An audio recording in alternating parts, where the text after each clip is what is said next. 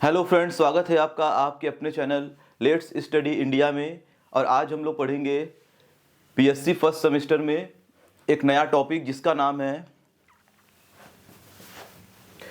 देखिए हम लोग को पढ़ना है आज कुछ मॉलिक्यूल्स और कुछ मॉलिक्यूलर आयंस के शेप के बारे में। ये valence shell electron pair repulsion theory के बाद ये हमारा एक नया टॉपिक स्टार्ट होता है। तो देखते हैं कुछ मॉलिक्यूल के शेप। देखिए यहाँ पे है क्या कि कुछ मॉलिक्यूल्स ऐसे हैं जिसके शेप को वैलेंस बॉन्ड थ्योरी में डिस्कस किया गया था, और उसके बाद कुछ शेप्स ऐसे थे मॉलिक्यूल के जिसको हाइब्रिडाइजेशन में भी हम लोग डिस्कस कर चुके हैं। जैसे देख लीजिए कौन कौन से मॉलिक्यूल्स हैं। यहाँ पे वाटर,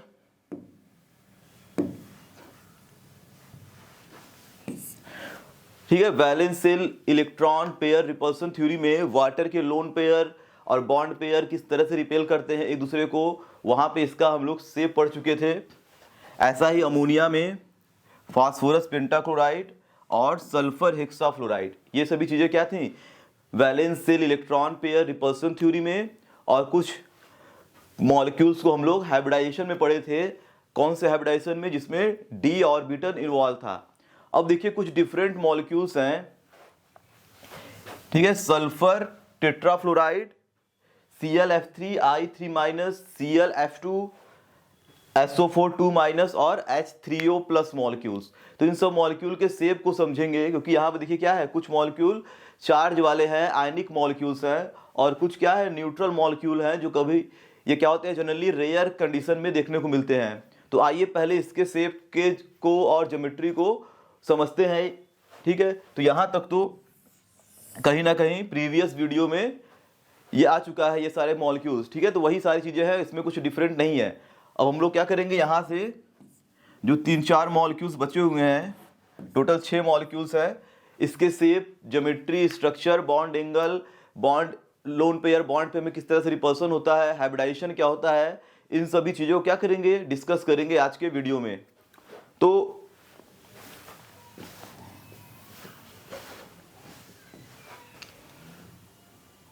यहाँ पे हम लोग स्टार्ट करेंगे आज सल्फर टेट्राफ्लोराइड SF4 मॉलिक्यूल्स के शेप के बारे में। तो यहाँ पे देख लीजिए SF4 मॉलिक्यूल का शेप क्या होता है, कुछ इस तरीके का शेप होता है। इसे बोलते हैं हम लोग सी-सा स्ट्रक्चर। तो सी-सा का मतलब क्या होता है, जैसे यहाँ पे ये कुछ इस तरीके का शेप यहाँ पे इसका आ रहा है, ठीक है। ये सी-सा मतलब क्या होता है, जो एक झूला होता है जिसमें दोनों तरफ क्या होते हैं, बच्चे बैठे रहते हैं, और बीच में इसका स्टैंड है। तो कुछ उस तरीके का ये स्ट्रक्चर दिख रहा है। तो सल्फर यहाँ पे क्या है, ये सेंट्रल एटम, यहाँ पे सल्फर, और बाकी ये सारे क्या है, फ्लोरीन है। अब SF4 का जो शेप है वो इस तरीके का कैसे बन गया, तो इसके लिए हम लोग हाइब्रिडाइजेशन को पहले समझते हैं।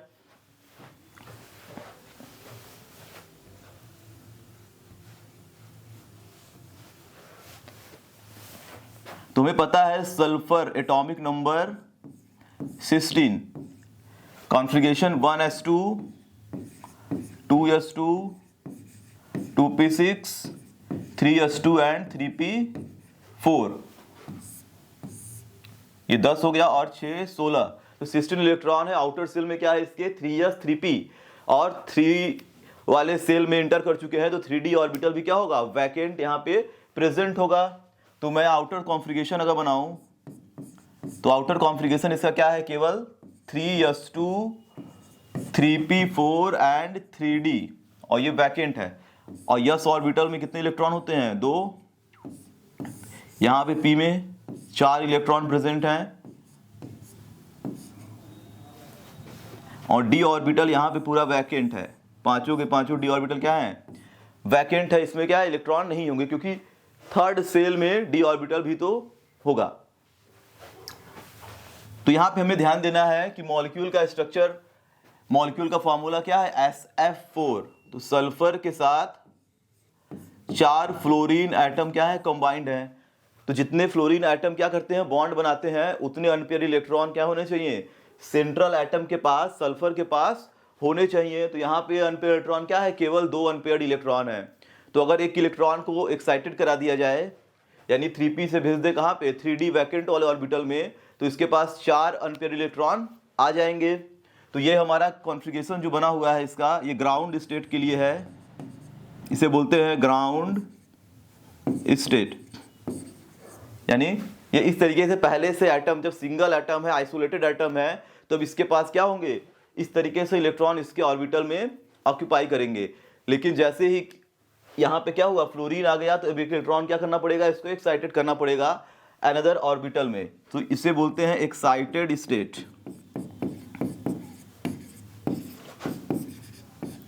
तो एक्साइटेड स्टेट में 3s orbital as it is रहेगा, लेकिन 3p का इलेक्ट्रॉन जंप करके चला गया 4, ठीक है, d ऑर्बिटल में। तो अब इसके पास क्या हो गया, 4 अनपेयर्ड इलेक्ट्रॉन हो गए। तो 4 अनपेयर्ड इलेक्ट्रॉन हो गए और इसको बनाना है 4 बॉन्ड। तो 4 अनपेयर्ड इलेक्ट्रॉन है और 4 बॉन्ड इसे बनाना है। तो फ्लोरीन का एटम इस वाले के साथ, इन तीनों के साथ क्या किया, ओवरलैप करके 4 सिग्मा बॉन्ड का फॉर्मेशन कर दिया। क्योंकि हमको पता है फ्लोरीन के आउटर सेल में क्या होते हैं, एक अनपेयर्ड इलेक्ट्रॉन होता है। फ्लोरीन का कॉन्फ़िगरेशन यहाँ पता होगा आप लोगों को, atomic number 9। Outer shell configuration क्या है, 1s2, 2s2 और 2p5। तो इसके आउटर सेल में 2 s में और 5 इलेक्ट्रॉन p ऑर्बिटल में प्रेजेंट हैं। तो ये वाला इलेक्ट्रॉन क्या है, अनपेयर्ड है। तो चारों फ्लोरीन के पास क्या होंगे, क्या अनपेयर्ड इलेक्ट्रॉन इस तरह से होंगे।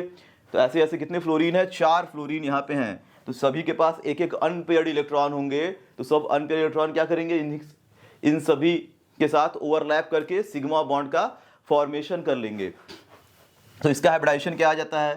तो आउटर सेल में कौन कौन से ऑर्बिटल इन्वॉल्व हैं। तो यहाँ पे देखिए यस, इसे क्या बोलेंगे, लोन पेयर। ये वाला इलेक्ट्रॉन बॉन्ड में इंक्लूड नहीं हो रहा है, तो ये क्या हो गया, लोन पेयर। और ये चारों के चारों क्या है, बॉन्ड पेयर। तो हाइब्रिडाइजेशन टोटल हो जाएगा यस 3p का और 1d का। तो sp3d हाइब्रिडाइजेशन,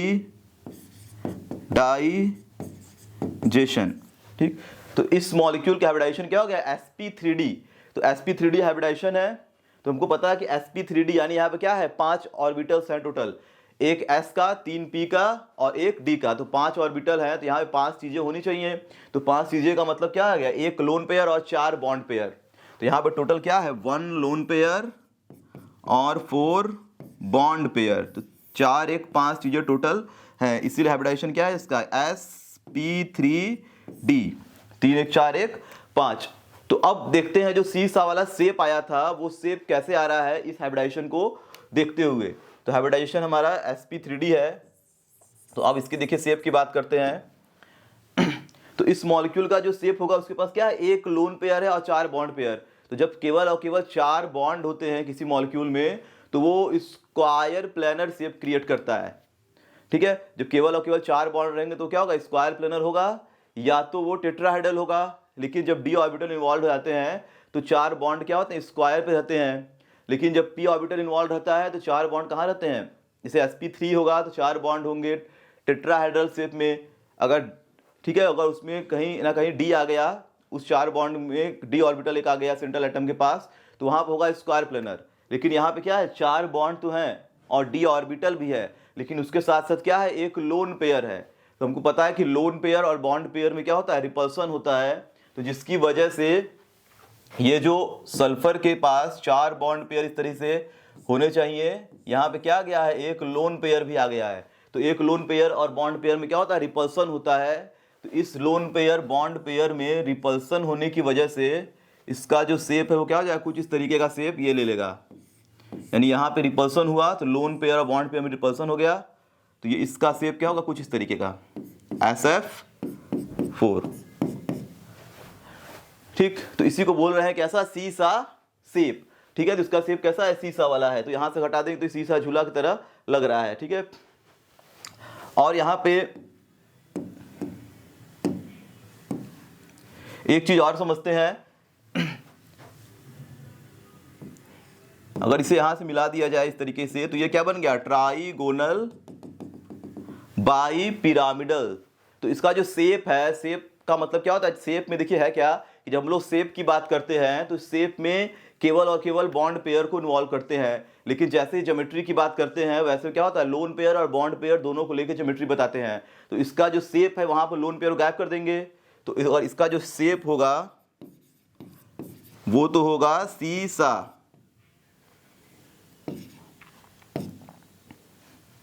ठीक है, तो इसका शेप क्या हो गया, सी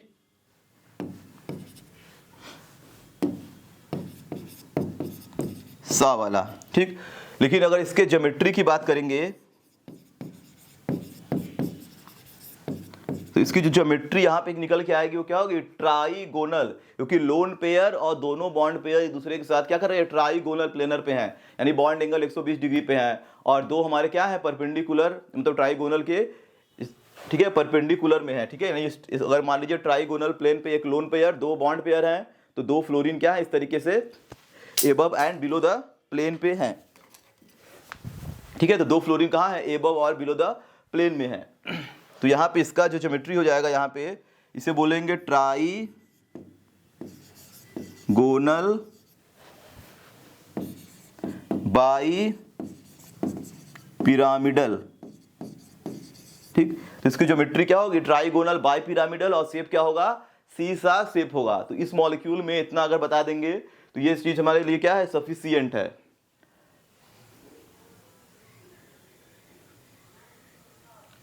ठीक, तो यहां पे देखिए स्ट्रक्चर बनाया हुआ है, और बॉन्ड एंगल की बात करें तो ये कैसा बन गया, शेप सीसा टाइप का।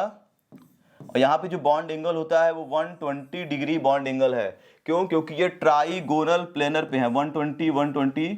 ठीक, ये ट्राइगोनल पे है, लेकिन रिपल्सन की वजह से क्या थोड़ा सा बॉन्ड ये है, तो ये 120 नहीं, ये कितना है, 102 डिग्री बॉन्ड एंगल, लेकिन ये ट्राइगोन यहाँ पे बन रहा है इसके साथ। और केवल लोन पेयर को हटा दे तो क्या हो गया, इस तरीके का केवल बॉन्ड है चारों सीसा। ठीक, इस स्ट्रक्चर को क्या किया गया, ऐसे घुमा के वहां दिखाया गया इस तरह का। तो ये बॉन्ड एंगल 102 डिग्री, और ये वाला जो बॉन्ड एंगल है यहां से यहां कितना है, 173 डिग्री पे ये है। ठीक, तो जो चीजें मैंने बताया है वही सब क्या हुआ है, यहाँ पॉइंट वाइज लिखा गया है। सेंट्रल एटम के पास क्या होता है, एक लोन पेयर होते हैं और 4 बॉन्ड पेयर होते हैं। तो यहाँ बोल रहा है कि 1 lone pair and bonded 4 atom. ठीक है, फ्लोरीन एटम 4 बॉन्ड पेयर हैं। ठीक, देयर आर 5 हाइब्रिड ऑर्बिटल है, 5 हाइब्रिड ऑर्बिटल मतलब sp3 और d, 1 1 2 और 3 5 हो गया। ठीक, 3s orbital, 3p orbital, 1 3d orbital. तो कॉन्फ़िगरेशन जो बनाया तो क्या था, एक s ऑर्बिटल था 3s वाला, और एक 3p ऑर्बिटल था, और d ऑर्बिटल के पांचों में से d का एक 3d वाला ऑर्बिटल यहाँ पे इन्वॉल्व हुआ है हाइब्रिडाइजेशन में। ठीक, SF4 मॉलिक्यूल की जो ज्योमेट्री है, ठीक है, वो सीसा ज्योमेट्री है with 1 lone pair and valence सा इलेक्ट्रॉन में। ठीक है, मॉलिक्यूल के नेचर की बात करें तो बॉन्ड के साथ साथ क्या है, लोन पेयर आ गया है। तो लोन पेयर आने की वजह से जो मॉलिक्यूल जो होता है वो पोलर नेचर का होता है। पोलर नेचर मतलब यहाँ पे सल्फर के पास क्या है, एक लोन पेयर, 2 बॉन्ड पेयर और फ्लोरीन एटम है। हमें पता है कि फ्लोरीन क्या करता है, fluorine is a more electronegative than sulphur. तो फ्लोरीन क्या करेगा, सल्फर से इलेक्ट्रॉन क्लाउड को अपनी तरफ क्या करेगा, अट्रैक्ट करेगा, जिसकी वजह से बॉन्ड में पोलर नेचर क्रिएट हो जाएगा। ठीक है, यानी पॉजिटिव नेगेटिव पोल जनरेट हो जाते हैं मॉलिक्यूल के। ठीक, ट्राइगोनल बाई पिरामिडल शेप है इसका।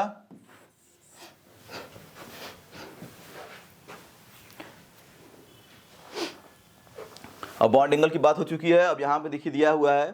ठीक, अब देखिए बॉन्ड एंगल इसमें है क्या कि ये 120 डिग्री ट्राइगोनल न होकर कितना है, 102 डिग्री है। ये वाला बॉन्ड एंगल 102 डिग्री, और ये लीनियर नहीं है तो पूरी तरह से, ये थोड़ा सा क्या हुआ है, इस तरह से झुका हुआ था बॉन्ड।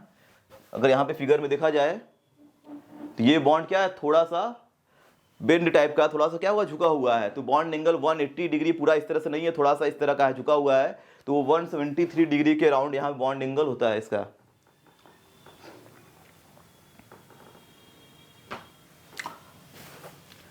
तो नेक्स्ट मॉलिक्यूल देखिए हमारा आएगा ClF3। तो ClF3 के शेप और स्ट्रक्चर की बात करें अगर,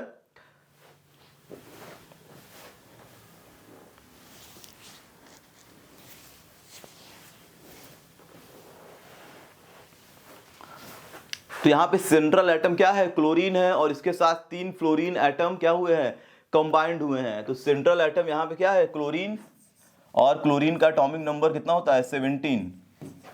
और इसके कॉन्फ़िगरेशन करेंगे तो क्या आएगा, 1s2, 2s2, 2p6, 3s2 और 3p5। तो आउटर कॉन्फ़िगरेशन में 2, यहाँ पे 10, 7, 17 इलेक्ट्रॉन हो गया। टोटल इलेक्ट्रॉन आउटर में कितने हैं, 7।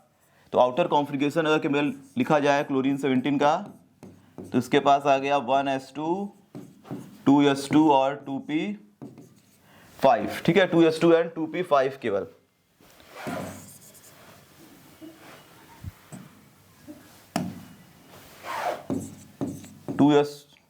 ठीक है, 3s2 एंड 3p5 और 3d ऑर्बिटल इसके क्या होंगे, वैकेंट होंगे। तो यहाँ पे 3s में 2 इलेक्ट्रॉन, p में 5 ठीक है इलेक्ट्रॉन होंगे, जिसमें से एक इलेक्ट्रॉन अनपेयर्ड होगा। d ऑर्बिटल क्या है, वैकेंट है पूरा। d ऑर्बिटल क्या है, पूरा वैकेंट है। तो यहाँ पे क्या करेंगे, अब हमें पता है, वही कॉन्सेप्ट फिर लगाइए। क्लोरीन को फ्लोरीन के साथ क्या करना है, 3 सिंगल बॉन्ड का फॉर्मेशन करना है। तो 3 बॉन्ड बना रहा है, तो 3 अनपेयर इलेक्ट्रॉन इसके पास होने चाहिए। तो इसके लिए क्या करेंगे, इस इलेक्ट्रॉन को जंप करा देंगे नेक्स्ट वाले ऑर्बिटल में। तो ये बन गया ग्राउंड स्टेट। अब हम लोग बात करेंगे किसकी, एक्साइटेड स्टेट में इलेक्ट्रॉन को भेजेंगे। तो ये ग्राउंड है। तो एक्साइटेड स्टेट में जाने के लिए जो लास्ट वाला इलेक्ट्रॉन है, ठीक है, ये पहले जंप करता है। जरूरत पड़ती है तब क्या करते हैं, इसको जंप कराते हैं। जरूरत और पड़ेगी तो इसको भी जंप कराएंगे।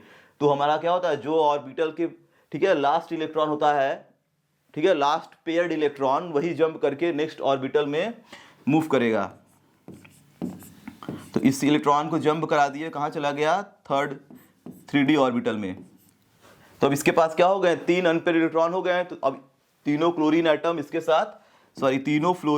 इसके साथ क्या करेंगे, सिंगल सिग्मा बॉन्ड का फॉर्मेशन यहां से कर लेंगे।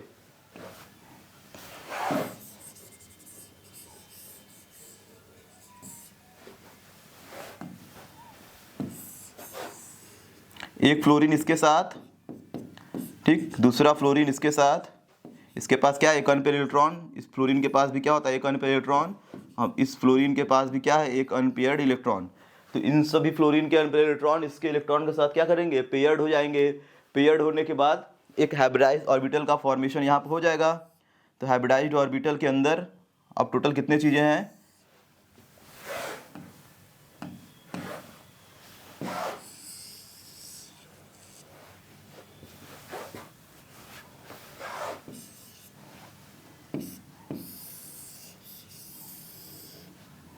इसमें एक S, 3 P और एक D। तो S में तो अनपेयर्ड इलेक्ट्रॉन है ये दोनों, और P में क्या है, एक पेयर्ड इलेक्ट्रॉन। तो ये दोनों मिलके क्या कर रहे हैं, लोन पेयर बना रहे हैं। तो इसे बोलते हैं लोन पेयर, यानी नॉन बॉन्डेड इलेक्ट्रॉन। और बॉन्ड पेयर कितने हो गए यहाँ पे, 1, 2 और 3। तो 2 S का और 2 हमारा क्या है, P वाला और एक D वाला। ठीक, तो इसके हाइब्रिडाइजेशन की अगर बात करेंगे तो टोटल हाइब्रिडाइजेशन अगर देखा जाए, इसको इस तरह से भी लिख सकते हैं, कोई इसमें दिक्कत नहीं है, इसी में समझ लेते हैं।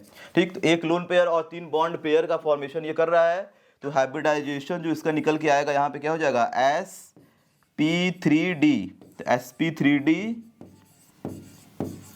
हाइब्रिडाइजेशन यहाँ पे बन गया इसका।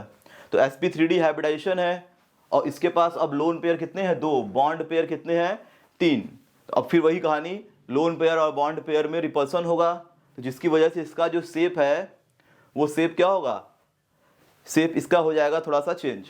तो यहाँ पे क्या थे, 3 बॉन्ड पेयर हैं और 2 लोन पेयर हैं। तो 3 बॉन्ड पेयर कहाँ रहते हैं, इक्वेटोरियल पोजीशन पे। ये कुछ इस तरीके का देखिए शेप बनाएगा। ठीक, तो 3 बॉन्ड पेयर से कुछ ऐसे रहेंगे और 2 लोन पेयर इसके पास हैं। क्योंकि ये लोन पेयर में रिपल्सन होने की वजह से, जो बॉन्ड पेयर की वजह से क्या हो गया, ये बॉन्ड थोड़ा सा नीचे की ओर झुक गया है। तो इसका देखिए शेप कुछ ऐसा बन के आएगा। यहाँ पे है क्या, क्लोरीन और 3 फ्लोरीन एटम, 1, 2 और 3। और इसके पास क्या है, 2 लोन पेयर और 3 यहाँ पे क्या है, बॉन्ड पेयर है। तो ये पूरा 90 डिग्री नहीं है, थोड़ा सा क्या हुआ है, झुका हुआ है अंदर की ओर इस तरह से, हल्का सा क्या है, बेंड शेप है। तो अगर इसको देखा जाए, इसकी ज्योमेट्री की बात अगर करें तो यहाँ पे दिख रहा है ये कैसा, ये टी टाइप का दिख रहा है। अगर मैं इसको ऐसे लिख दूं, ठीक है, लोन पेयर को ऐसे लिख दूं, ठीक है, तो ये कैसा दिख रहा है, पूरा टी शेप का दिख रहा है, यानी इसका जो शेप बन के आ रहा है वो कैसा है, वो टी शेप का है। ठीक है, तो ये टी शेप का अगर लोन पे हटा दे तो उसका जो शेप आएगा वो कैसा आएगा, टी टाइप का बन गया। यहाँ पे देख लीजिए फिगर में, तो यहाँ और ये बॉन्ड एंगल 180 डिग्री कंप्लीटली नहीं है, क्योंकि थोड़ा सा क्या हुआ है, झुका हुआ है अंदर की ओर। तो ये बॉन्ड एंगल कितना होता है, 175 डिग्री। और इसके शेप और ज्योमेट्री की अगर बात करें,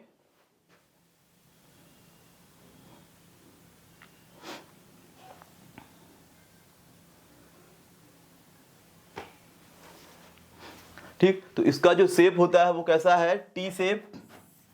यहां पे शेप इसका कैसा है, टी शेप। और यहां पे देखिए बताया गया है कि ठीक है, इसके पास 3 बॉन्ड पेयर और 2 लोन पेयर हैं, और इसकी जो ज्योमेट्री होती है क्लोरीन एंड फ्लोरीन एटम के बीच में, वो ट्राइगोनल बाई पिरामिडल ज्योमेट्री इसकी है। तो यहाँ पे देख लीजिए जो शेप इसका, तो टी शेप आ गया, क्योंकि यहाँ पे 2 लोन पेयर इस तरह से एग्जिस्ट कर रहे थे, ठीक है, और यहाँ पे क्लोरीन है और ये 3 बॉन्ड पेयर थे इसके। लेकिन अगर इस लोन पेयर को मैं मिला दूँ इस बॉन्ड से फ्लोरीन वाले, तो ये कुछ उसी तरह का है, ठीक है। तो यहाँ पे क्या हो गया, 3 प्लेन पे और एक प्लेन के ऊपर एक प्लेन के नीचे, इसे हम लोग बोल सकते हैं क्या, ट्राइगोनल बाई पिरामिडल भी। तो अगर केवल शेप बोलेंगे तो बोलेंगे कि ये टी शेप है, ठीक। अगर इसके ज्योमेट्री की बात करेंगे तो क्या हो जाएगा, ट्राइगोनल, क्योंकि यहाँ पे क्या होगा, ज्योमेट्री जब बात करेंगे तो उसमें हमारा लोन पेयर भी इन्वॉल्व हो जाएगा और बॉन्ड पेयर भी इन्वॉल्व हो जाएगा। तो ट्राइगोनल बाई पिरामिडल, ठीक। और बॉन्ड एंगल भी ध्यान दीजिएगा 175 डिग्री, ठीक है। तो Clf3 और SF4। अब इसके बाद हमारा नेक्स्ट कंपाउंड आता है, ठीक है, नेक्स्ट आयनिक मॉलिक्यूल्स है I3-। तो यहाँ पे देखिए ये भी क्या है, एक अलग टाइप का नया है I3-। तो इसमें देखिए सारे के सारे आयोडीन के मॉलिक्यूल्स हैं और इस पर एक माइनस चार्ज है। तो कहीं ना कहीं क्या होगा, 3 आयोडीन है और 3 आयोडीन में कोई एक आयोडीन मॉलिक्यूल ऐसा होगा जिस पर क्या है, माइनस चार्ज है, क्योंकि एक ही माइनस है तो किसी एक ही एटम पे वो क्या होगा, माइनस चार्ज होगा। और यहाँ पे सेंट्रल एटम भी आयोडीन है और उससे जो ज्वाइन है 2 और बचे हुए आयोडीन, वो भी क्या है, आयोडीन ही है। तो इसके जब शेप की बात करेंगे, स्ट्रक्चर की बात करेंगे, तो यहाँ पे सेंट्रल एटम क्या है, आयोडीन। तो पहले देखिए इसका एटॉमिक कॉन्फ़िगरेशन बनाते हैं। तो आयोडीन में लास्ट के आउटर सेल में कॉन्फ़िगरेशन जो आता है वो आएगा 5s2 5p5 और 5d, ये 0 है, ठीक है, वैकेंट है, इसमें कोई इलेक्ट्रॉन प्रेजेंट नहीं है, ठीक। ये है हमारा एक हैलोजन है, ये फ्लोरीन, क्लोरीन और आयोडीन, ठीक। फ्लोरीन, क्लोरीन, ब्रोमीन, आयोडीन, उसी के बाद वाले सेल में क्या होता आता है ये। तो ये इसके पास क्या होगा, 5d ऑर्बिटल वैकेंट होगा। तो 5s में 2 इलेक्ट्रॉन यहाँ पे प्रेजेंट है, 5p में 5 इलेक्ट्रॉन, 1 2 3 4 और 5, केवल एक अनपेयर्ड इसके पास है। d ऑर्बिटल इसका क्या है, पूरी तरह से वैकेंट। तो हमें देखिए यहाँ पे शेप को इसको समझना है जब, तो I3- टाइप का ये है।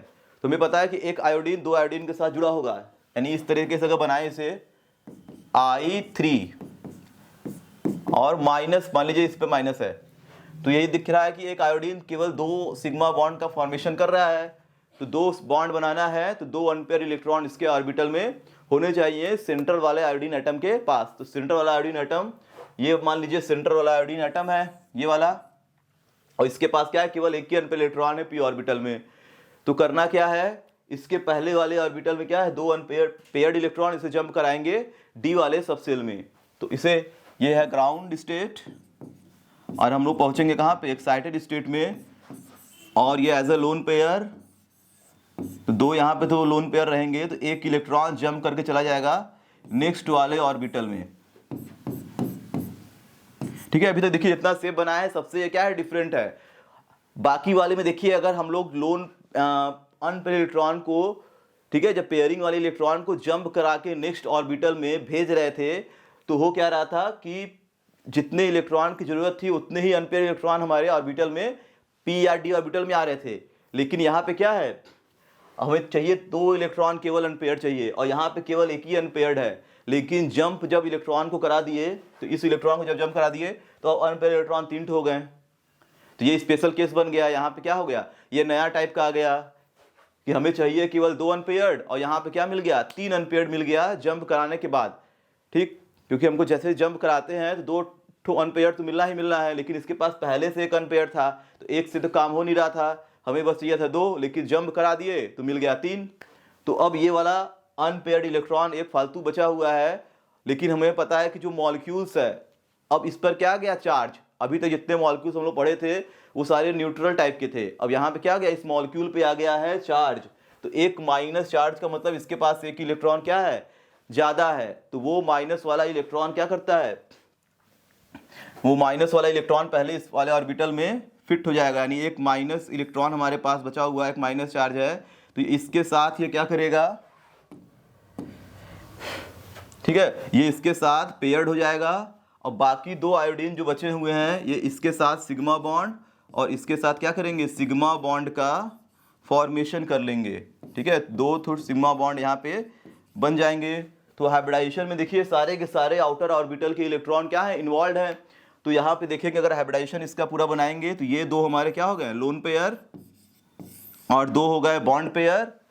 ठीक, और ये भी क्या है, अब इसके पास भी क्या है, एक इलेक्ट्रॉन जो इसके पास पहले था, एक माइनस चार्ज वाला इलेक्ट्रॉन आ गया। कौन सा इलेक्ट्रॉन, जो इसके पास फालतू में बचा हुआ है माइनस, तो वो भी इलेक्ट्रॉन क्या गया, इसके साथ ओवरलैप कर गया। तो ये भी क्या हो गया, अभी ये भी लोन पेयर में शामिल हो जाएगा। अब इसके पास टोटल 3 लोन पेयर और 2 बॉन्ड पेयर हैं। तो हाइब्रिडाइजेशन अगर इसका भी देखेंगे तो हाइब्रिडाइजेशन क्या आएगा, sp3d। ठीक है, sp3 और एक d का हाइब्रिडाइजेशन ये आ गया sp3d हाइब्रिडाइजेशन यहाँ पे बन के आ गया। अब इसके शेप को देखते हैं तो इसका जो शेप होगा उसमें क्या होगा, 3 बॉन्ड पेयर और 2 लोन पेयर यहाँ पे, सॉरी 3 लोन पेयर और 2 बॉन्ड पेयर यहाँ बन के आ रहे हैं। तो इसका देखिए शेप कैसा होता है,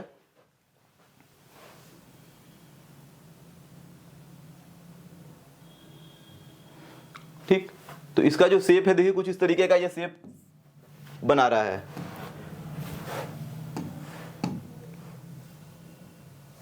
तो इसके शेप की बात करेंगे तो यहाँ पे क्या है, आयोडीन 2 आयोडीन के साथ बॉन्ड बना रहा है, सिंगल बॉन्ड सिग्मा बॉन्ड, और एक आयोडीन क्या है, माइनस चार्ज है। ठीक है, तो माइनस चार्ज हम लोग सेंटर पे या तो कहीं भी लिख सकते हैं, किनारे भी लिख सकते हैं, टोटल ऐसे बना के।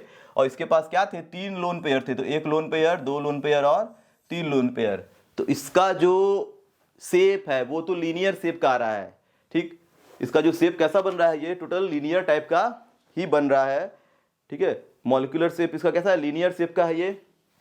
और इसमें कोई आयोडीन है जिसपे क्या है, माइनस चार्ज भी है। ठीक, ये पॉजिटिव वाले का स्ट्रक्चर है, हमको इसको नहीं देखना है, केवल पढ़ना है कौन सा, ये वाला आयोडीन माइनस। ठीक, अगर I2 I3 प्लस दे दिया तो क्या होगा, प्लस वाले का केस क्या होगा, वो डिफरेंट होगा। पॉजिटिव वाले का हम लोग हाइड्रोनियम आयन में देखेंगे। ठीक है, सिलेबस में क्या है, I3 माइनस पढ़ना है, तो इस पर ध्यान दीजिएगा। तो यहाँ पे देखिए इसका शेप कैसा बन के आया, तो I3 माइनस, और इसके पास क्या थे, 3 लोन पेयर थे, 1 लोन पेयर, 2 लोन पेयर और 3 लोन पेयर। ठीक है, तो अगर देखा जाए तो ये कैसा है, ट्राइगोनल बाई पिरामिडल टाइप का भी है। यहां से अगर इसे मिला दें तो ये क्या बन गया, ट्राइगोनल बाई पिरामिडल, और लोन पेयर हटा के अगर देखें तो इसे कैसा है, ये लीनियर टाइप का ये शेप क्रिएट कर रहा है। ठीक है, ये कैसा है, लीनियर, क्योंकि यहाँ पे बॉन्ड क्या है, एक लीनियर प्लेन पे है, और इसमें कोई एक आयोडीन कैसा है, माइनस चार्ज, तो यहाँ पे हम लोग माइनस चार्ज बाहर लगा सकते हैं। तो इसके शेप को इस तरीके से देखिए फिगर में बनाया गया है। ठीक, तो टोटल हमारे पास क्या है, 5 ऑर्बिटल्स हैं, और इसमें क्या है, 3 लोन पेयर और 2 हमारे क्या हो रहे हैं, बॉन्ड पेयर बना रहे हैं। लोन पेयर बॉन्ड पेयर में क्या होता है, रिपल्सन होता है, जिसकी वजह से इसका शेप कैसा है, वो एकदम स्ट्रेट शेप है। ठीक, और इसमें जो बॉन्ड एंगल होगा वो कैसा है, लीनियर है, तो बॉन्ड एंगल कैसा होगा, 180 डिग्री बॉन्ड एंगल पे ये मॉलिक्यूल एग्जिस्ट करेगा। ठीक,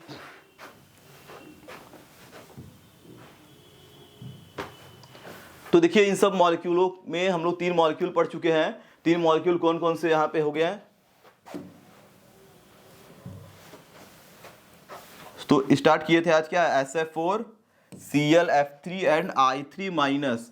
अब बचे हैं तीन मॉलिक्यूल और तीनों के तीनों कैसे हैं, तीनों के तीनों हमारे चार्ज वाले मॉलिक्यूल्स हैं। इस पर क्या है माइनस चार्ज, इस पे भी माइनस चार्ज, इस पे प्लस चार्ज। तो नेक्स्ट वीडियो में हम लोग क्या करेंगे, इन तीनों मॉलिक्यूल के शेप और ज्योमेट्री, हाइब्रिडाइजेशन, सभी चीज़ों को डिस्कस करेंगे। तो इसी के साथ वीडियो को समाप्त करते हैं। पढ़ाई करते रहिए, इसे रिवाइज कर लीजिएगा, बहुत ही इंपॉर्टेंट है। इसमें से एक मॉलिक्यूल आप लोगों के एग्जाम में क्या होगा पूछने जरूरी है, ठीक है। इसमें से कोई एक ना एक मॉलिक्यूल्स या एक या दो स्ट्रक्चर क्या करता है, यहाँ पूछता है, इसका शेप और ज्योमेट्री हाइब्रिडाइजेशन बनाने के लिए देता है, ठीक। तो इसी के साथ वीडियो समाप्त करते हैं और नेक्स्ट में हम लोग क्या पढ़ेंगे, बाकी जो बचे हुए तीन मॉलिक्यूल हैं उनके शेप, स्ट्रक्चर और ज्योमेट्री को देखेंगे। तो वीडियो समाप्त करते हैं। Thank you.